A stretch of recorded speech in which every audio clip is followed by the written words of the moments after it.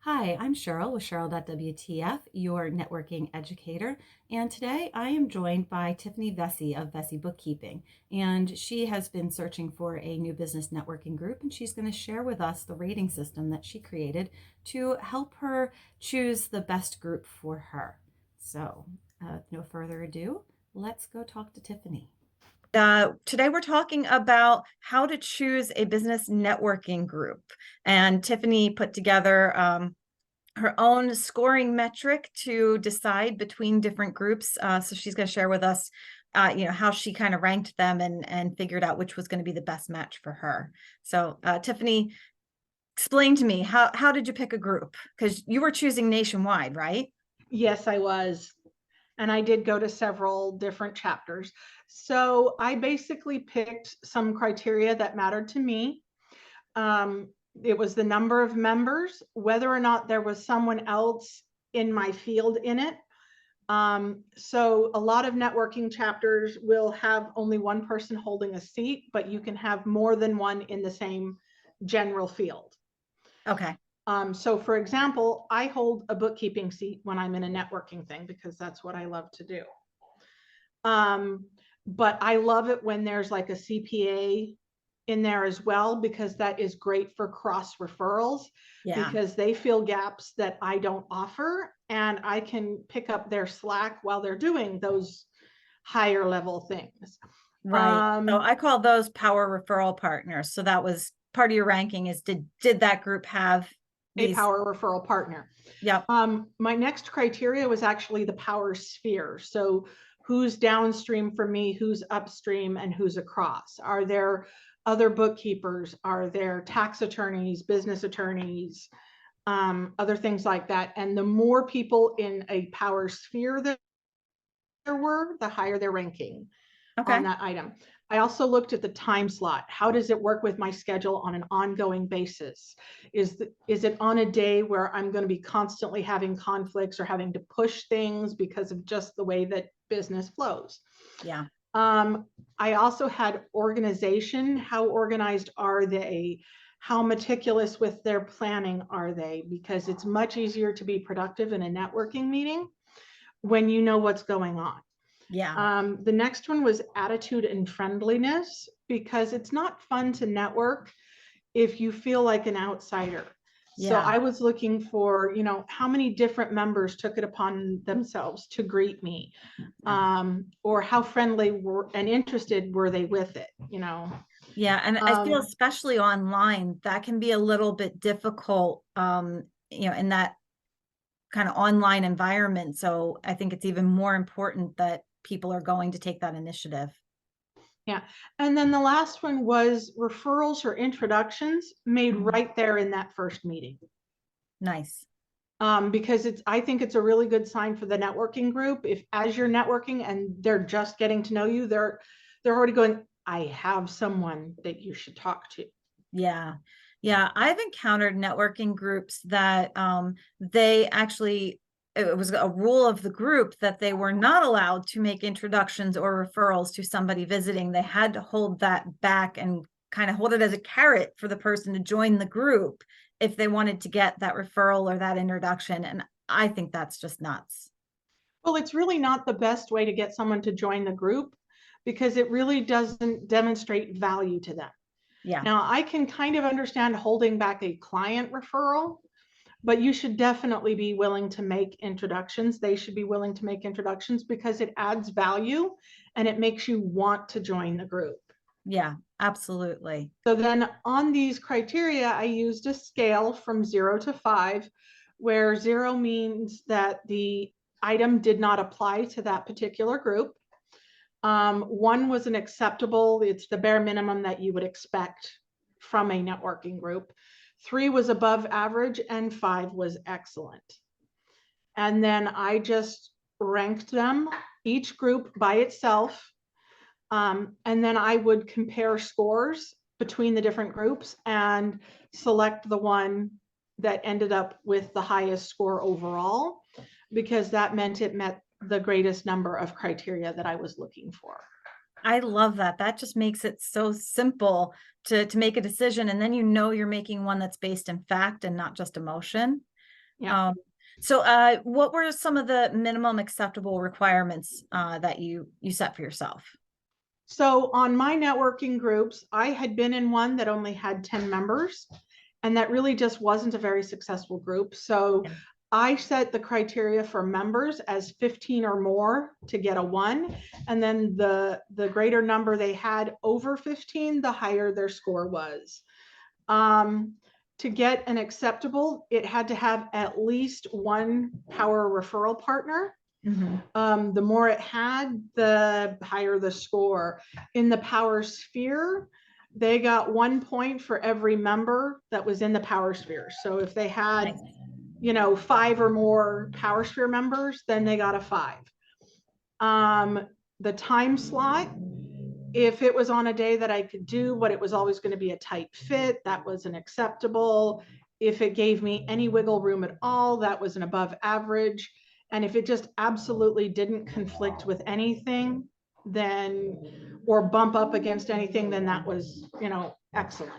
Nice. Yeah, On I the think a lot of organization, people kind of have a requirement of a lunch meeting versus an early morning meeting, and have the reasons for why one is acceptable and one is not. So I think that one becomes really important for a lot of people. well, and it's going to be customized to them. So for me, I love the early morning meetings Me too. because I have other responsibilities that tend to take up my afternoon. Yeah. And so the fact that the one I selected was in the morning is what got it a really high score. Nice. Now, on the organization front, I looked at things like, do they have an agenda that they actually set to the members? So we know which section is first, what are we doing, and in what order we're doing it. And do they stay on schedule? Yeah. Because as much as we love to chat with each other and we can sometimes lose track of time, we really do need to be respectful of each other's time and make sure that that meeting stays on track and on schedule.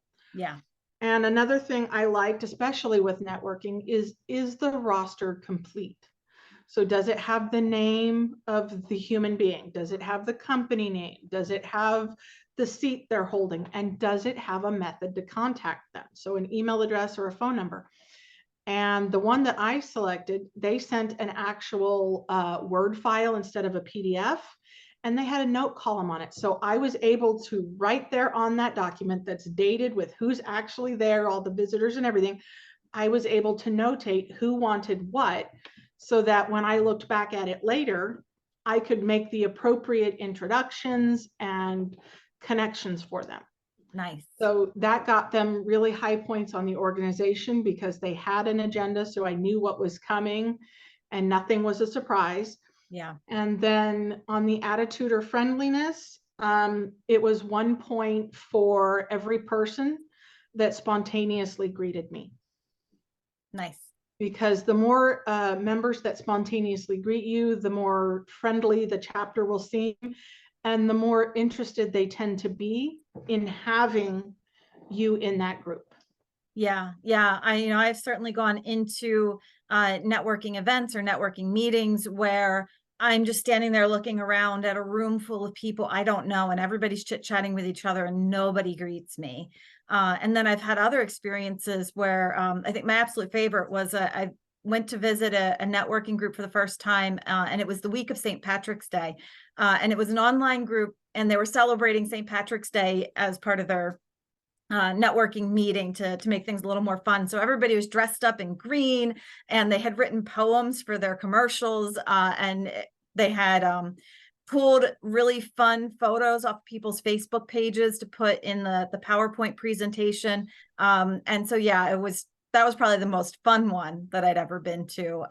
And it was just so welcoming because everybody's just having a party, and we're just super, super friendly. So yeah, I Yep. think that can make a big difference. Another part of that, actually, for me at least, was I sent an email and greeted by somebody before the meeting, and did I get a follow-up email?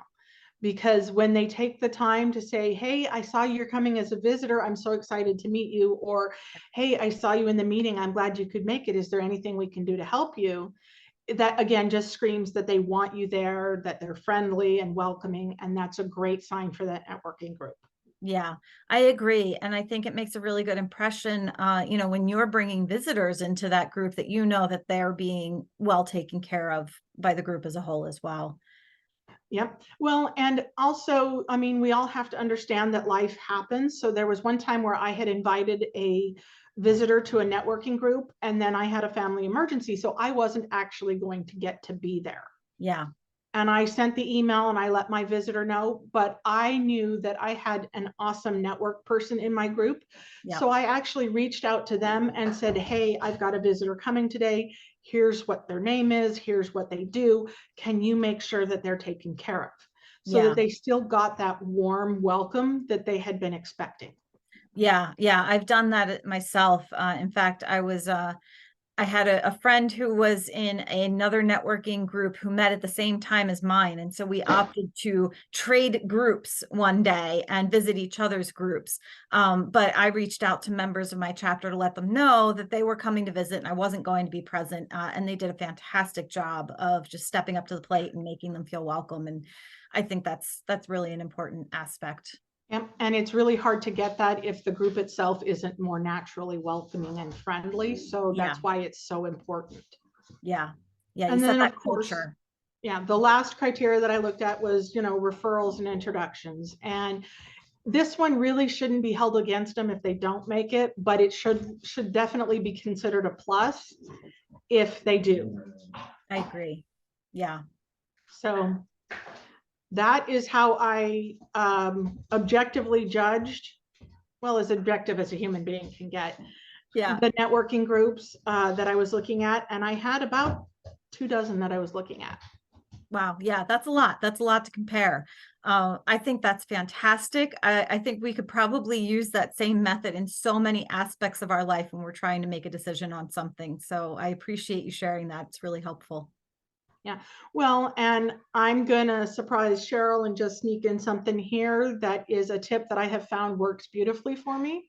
Mhm. So when it comes to networking, I actually have a spreadsheet that I use that has the name and industry and specialty and a few other pieces of information, like when I last met with them and who they want to meet.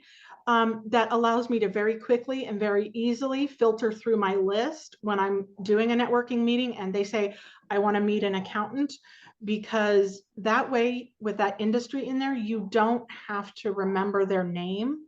You Yes. can filter it by their industry and even their specialty.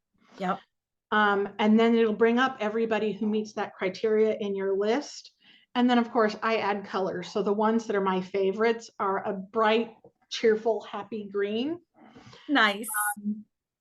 And anyone who's requested not to receive introductions is a dark gray black, so that I remember not to bother them. But everyone I've shown it to has really loved it. And it just makes it so easy to make those connections right there in Yeah. that networking meeting. And I think Cheryl can speak to that too.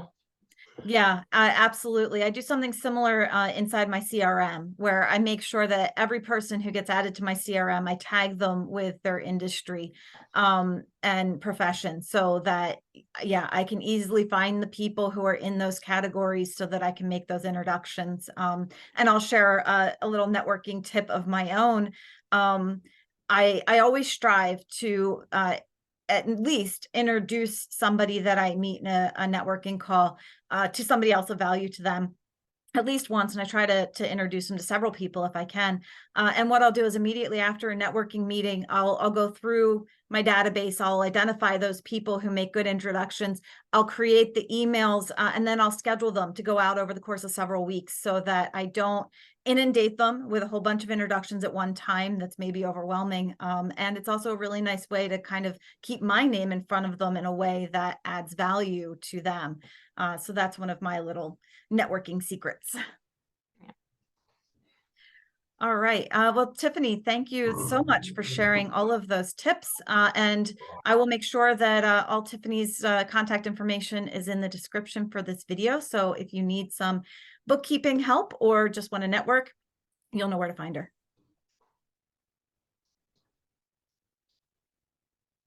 You blow my mind.